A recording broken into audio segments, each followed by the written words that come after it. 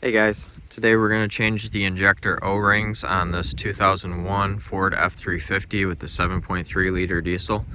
If this video is helpful, can you smash that thumbs up button and leave a comment down below for the YouTube algorithm? It really helps out a lot. First we're going to undo this clamp that's on here, then we can pull this hose off here and swing this out of the way. Next we're going to remove this boost tube here, so we're going to undo this clamp right here, and then there's either a clamp right there or a clamp right there that you can undo. It doesn't matter which one, and then you'll be able to pull this boost tube right out. Next we're just going to move these coolant hoses out of the way. They're just going to kind of flop out of the way here. You can try to zip tie them out of the way if you want, or whatever, because they can flop back down. Then we just need to unbolt the valve cover here. So there's a couple of studs here to do, and then there's bolts all the way around. There's a stud right down here that holds your dipstick tube on, and then you've got bolts down here and along the back side there, and one in the back side. So there are 10 total bolts that you'll need to take out to get this valve cover off. If you're having trouble accessing these lower bolts here, you can come in from the fender and you can reach a lot of these bolts down here. Okay, now you can take your valve cover, lift it up. You want to slide it back there over top of the turbo exhaust pipe, and then you can lift it up over and pull it right out. Now we're going to remove the intake here. So I've got an aftermarket one, so I'm going to remove this hose clamp, remove this hose clamp, remove that hose clamp back there, pull out this tube right here, this vacuum line. Now before I pull this out, I have to take out these 10mm bolts right here. There's one right there, one right here. But to get a little easier access, we're going to pull the boost tube out first. So we're going to take off this clamp here, and then down here you can either take off this clamp or this clamp, whichever is more convenient for you. Now you can pull your boost tube off here and from down there, and this is basically just going to pull back up and out. Now we have easy access to these 8mm bolts right there. Now we're going to lift the intake tube off from this tube fitting right down here, and we can pull this right out. Now we've got a 10mm bolt right here holding this connector together, so we're going to loosen this bolt and pull this connector apart. So now again we have 10 13mm bolts all around the valve cover. There are some studs right here and right here that you may need to take nuts off from first and take the studs out, just like you did on the oil dipstick stud there. There are 10 of them all around the valve cover here. Now we can lift this valve cover right up and out. We can go to work on our injectors.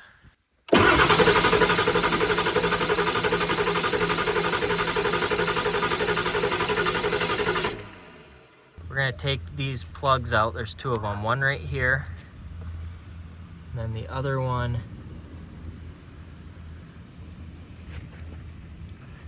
is right here. Let's take those out. Those are 1/8" Allen keys. Taking these plugs out allows oil to drain out of the head, so that when you pull the injector out, you don't fill up the cylinders with oil. Now to take our injector out, we need to first remove this 5mm screw right here holding on the ejector tube right here. You're just removing this just so we don't break it off. I'll have them linked down in the description in case you do break one for some reason. But first we're going to take this out so we can remove this, and then we will unplug our pigtail right here. You just pull that back and unplug it.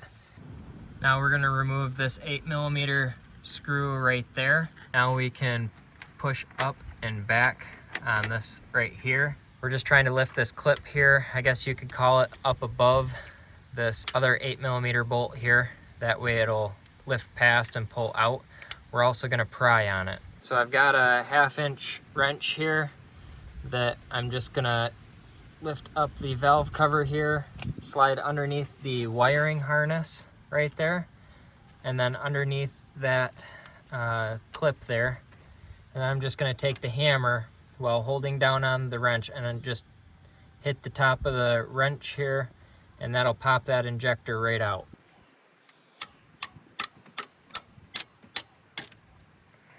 There we go. Some of them come out harder than that, but that one came out reasonably easy. And then we're just gonna grab it by that clip and pull it right up and out. There's gonna be a bunch of oil that's gonna go down into the cylinder there.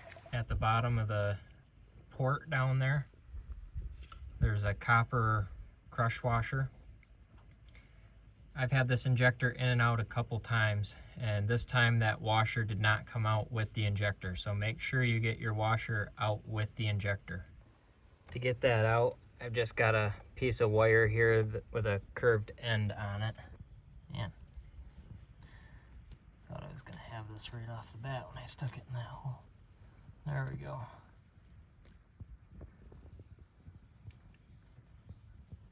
I've got a Motorcraft O-ring kit here that I got on Amazon. I will have this linked down in the description where you can get these. This injector has 6 O-rings. There's a metal ring here, 2 rubber O-rings on here, this big pink one, this orange one, and then a little copper one on the end here. So we are going to just start pulling these off. Okay, I've got a pick here that makes getting these O-rings off a little bit easier. Of course, this is easier with one hand. Just like that, and then you can pull the O-ring off a little bit easier. So what I'm gonna do is pull all of these O-rings off, and I've got them lined up in order that they need to go back on. So we've got the steel ring here, the flat O-ring, round blue O-ring, pink O-ring, orange O-ring, and then our copper washer. You can see the deterioration right here on this pink O-ring. This metal O-ring, just get one end pried over like this, and then you can work it around like that. And you can just do that again right here and keep working it until it comes off. Last, we're gonna take this little copper washer off. So just getting a razor knife and just working it around here until I'm able to pry it loose like that. There you go. Just keep working it until you get that copper washer off. There's a little bit of black soot and stuff in here. I'm just gonna take my razor knife and try to clean that out a little bit. The reason I went with Motorcraft O-rings versus a cheaper version is these O-rings lasted for, I don't know, 20 some years maybe. They're quite old, which these aren't stock injectors, but the point is these O-rings have lasted a long time. The Motorcraft is a good high quality O-ring. That's what I'm gonna put back in here so that it'll last a long time. Make sure that you get any of the deteriorated O-ring off. Like you can see right there, there's some O-ring in the groove right down there. So just make sure you get this all cleaned up so that there's no pieces that are gonna get in here or little pieces that will ruin your seal. Now we're just gonna start reassembling the O-rings back onto our injector. I've got a little bit of oil here sitting here, and I'm just gonna get the O-rings really nice and saturated before I stick them on here. When you stick the flat washer on here, make sure that it's sitting flat up nicely close to the metal ring and that it's not like rippled or rolled or anything like that, that it's sitting upright nice and flat. The last thing we're gonna do here when we've got the copper washer on here is just take a little tiny dab of grease, get it on there, and work it around the O-ring. What this is gonna do is keep this O-ring from falling down into the port and keeps it on the injector. Gonna slide it on there, and then just push it on there so it'll stick on there nicely. That way when we turn our injector upside down and shake it, it doesn't fall off from there. The grease helps the washer stick onto the injector.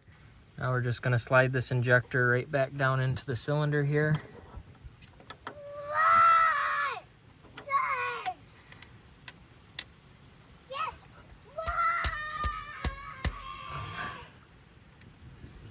Okay, we've got our rubber mallet here. Just gonna tap on the head of the injector here. I was having the hardest time to get this thing back down to where it should be. It was just up a little bit, and so I just ended up prying it back out.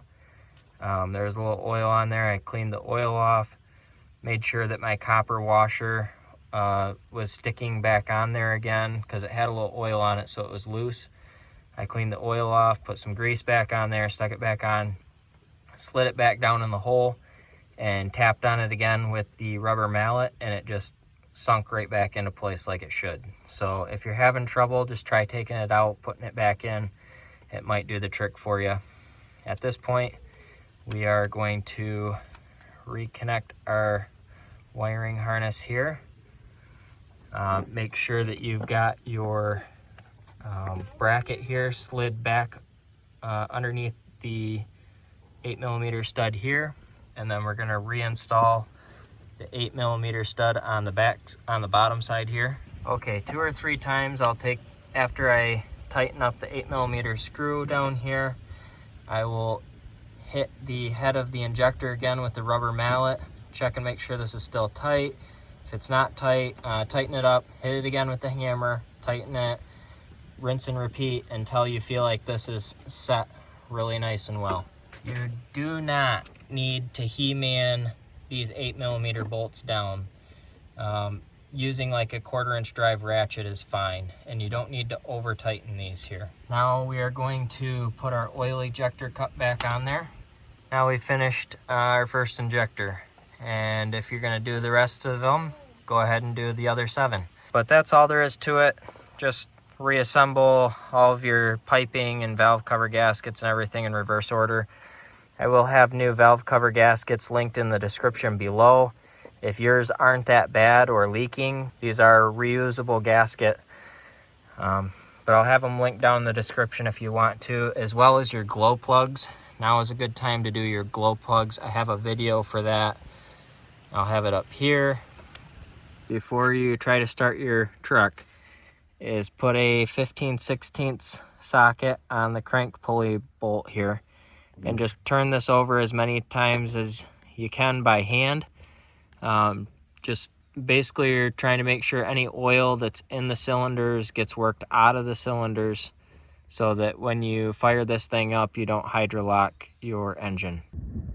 Now, right here, I've kind of hit a wall, so to speak. I cannot turn this any farther like this. It is completely locked up, and that's what we're trying to avoid. So we are going to reverse the ratchet, spin it backwards just a little bit, and then we're going to take it forward again.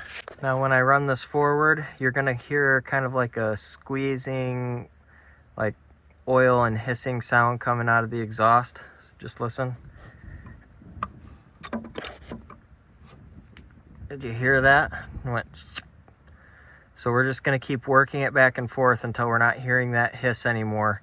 And you need to do this until the engine will just roll over freely by hand the whole way around multiple times. If this video is helpful, smash that thumbs up button. Leave a comment down below for the YouTube algorithm. Thank you for watching, and have a good one. Little rough, little smoky. When it started, this is the first time this truck has run in a year.